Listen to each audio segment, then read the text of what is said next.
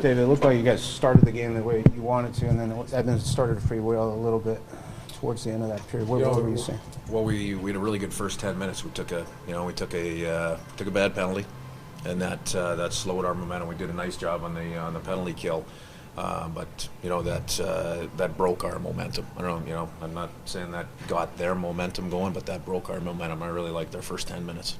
How did you feel about your team's net front's presence in front of Jones? Well, you give up 2 right from inside the blue paint in the second period. I mean, that's the difference in the hockey game in a lot of respects. There's, for me, there's 2 things that stand out. Too many rush opportunities that came off of our play, especially our play on the wall. In the second period, any rush opportunity that they got was either off our play, off the wall, either in the offensive zone or in the defensive zone. So that stands out.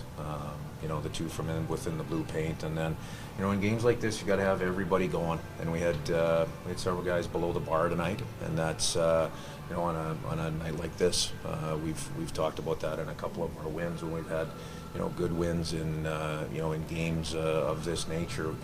We've got everybody digging in and doing their part, and we didn't have that to a high enough level tonight. How much of that can you attribute to the back-to-back and the end of that long road trip, which you liked into a 9-game? Actually, I don't attribute any of it to it. We got in great time last night. We had really good energy through the day. We had a lot of really good efforts today.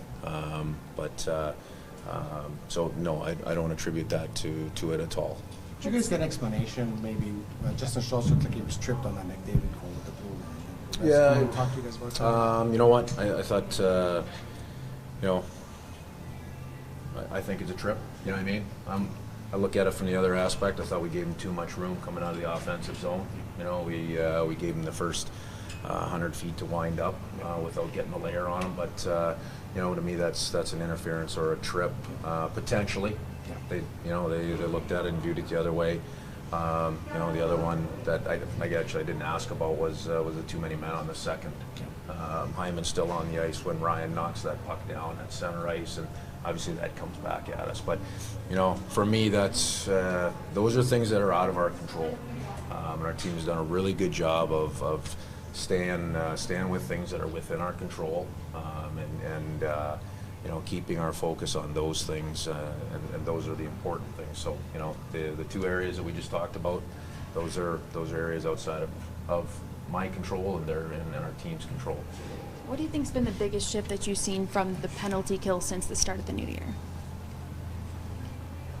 Well, we made some structural changes, so that's one, and we're still learning there. We're starting to see more consistency in the way we're killing. In the routes, in some of the cohesion.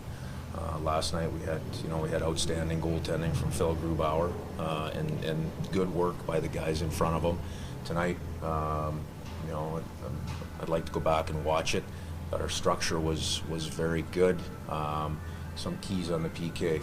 You win face-offs and get clears on that first face-off. That's a big piece of it. We did that well tonight. Our structure was pretty good. We got a nice save from Martin Jones on a breakaway that they got behind us on one of their entries. So all of those pieces have to be in place to have success on the penalty kill. David, it looked like you had a bit of a push after their second goal. What didn't go on the rest of the period that you sort of got away from you guys? Well, one of the things, as we went through the second period, we had a few good looks.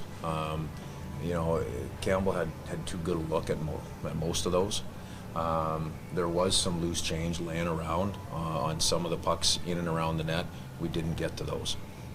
So those are you got to score in some of those hard ways at this time of year, and we gave a couple up, and we didn't get any on the good side. You moved Turbo up 2 lines there. What did you see from him, or what were you hoping to see from him with that change? Well, he brings pace and tenacity, and we wanted to make a little bit of a change on that group. We also put together another combination that's had a lot of success in the past in a 4th line role. Thanks, Dave.